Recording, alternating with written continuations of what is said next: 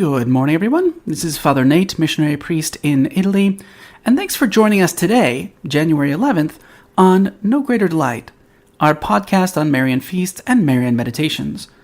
Well, as always, we have a great number of memories and commemorations today, and we'll start with the Madonna della Vetrana in Castellana Grotte in Bari, Puglia in Italy.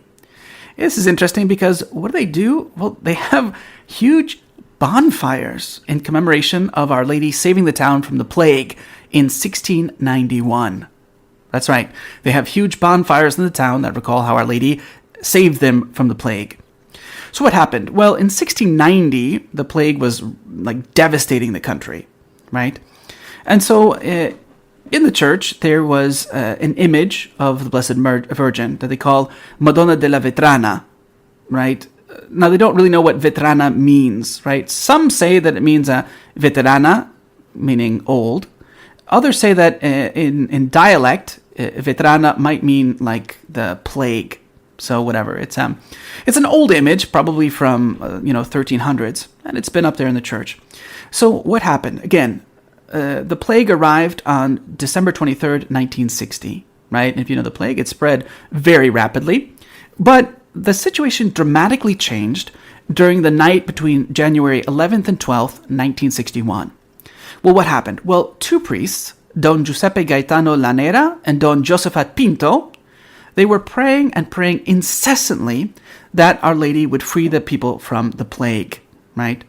And so they had an idea, right? At the same time, they had the same idea to anoint the infected ulcers of the ill with oil from the lamp that was always burning next to that image, right? And with that to cure the pestilence.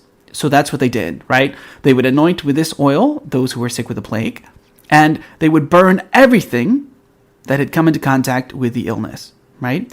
And so what does that mean? Well, interestingly enough, from the 12th of January, in Castellana, there were no further deaths from the plague, right?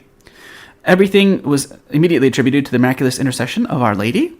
And yes, she deserved that increasing veneration. The mayor in 1691 tried to put the feast day in April to recall the miracle. But, the people recalled the day of their salvation, that is January 11th. And they recall this with the fest of La Festa della Fanove. That is like they have these huge fires, right? And so this is the way that's described. It says, during the night, the region is transformed thanks to the heat and the light of many fires, which are lit from well-placed wood in the form of a cone, and they are made to burn until the morning of the 12th, right? So again, 1691,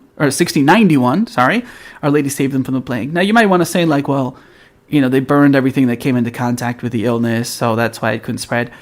Yeah, but people still should have died if you had the plague. I think the death rate was something like 30%. So you shouldn't have just gotten away scot-free after you had the plague. Also, we celebrate Nuestra Señora del Carmen in Cojimar, Havana in Cuba, right?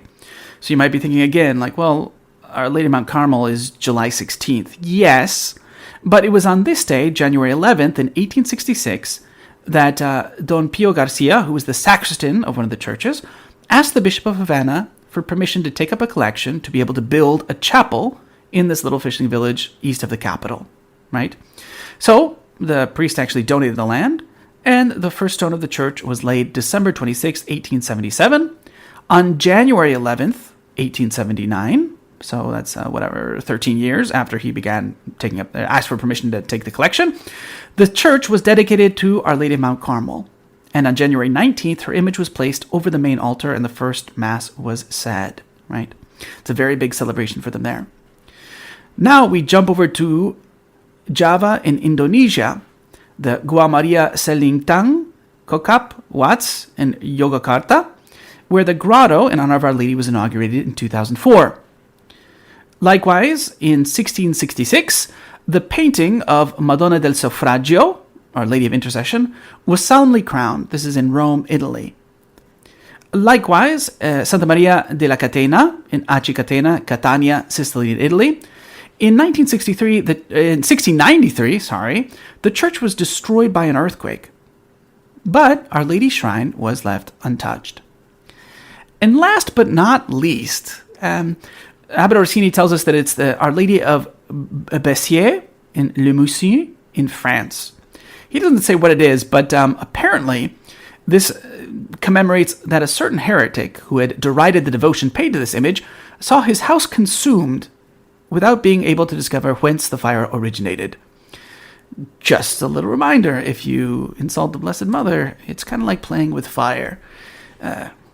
Either the eternal fire, or in this case, a heretic who watched his house go up in smoke. Well, that's unfortunate, but that's why we remain devoted to Our Lady. Not just because we don't want our houses to burn down, but because she deserves it. She's the mother of our Savior and our mother as well.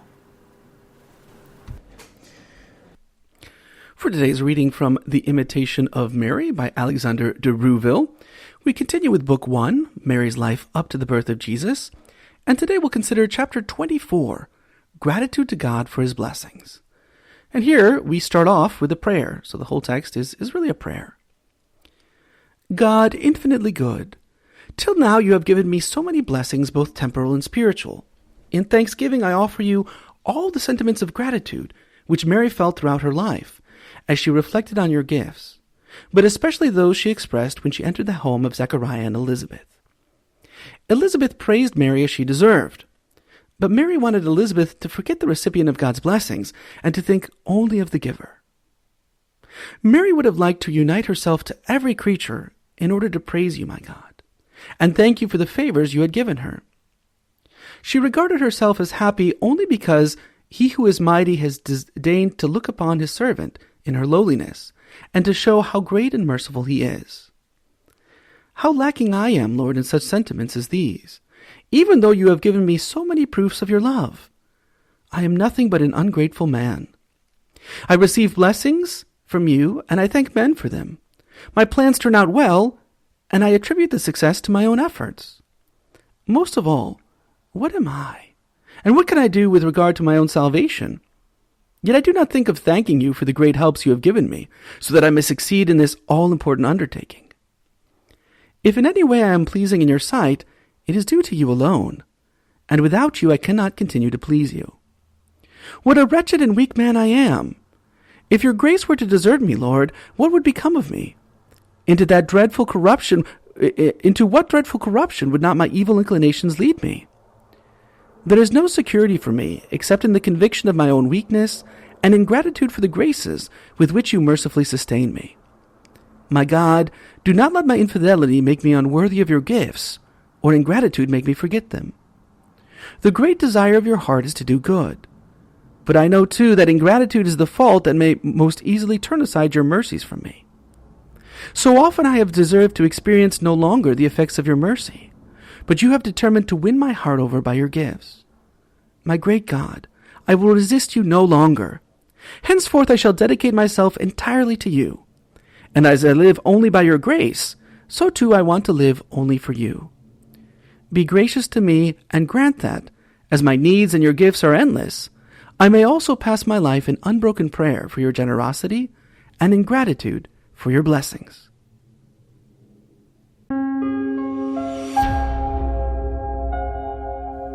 Thank you for listening, and we hope you enjoyed our Marian podcast. As St. John Paul II teaches us, from Mary we learn to love Christ, her Son, the Son of God. Through her intercession, may we grow ever closer to Him. We encourage you to share this with a loved one or friend and help spread our devotion to Mary. Thank you, and God bless.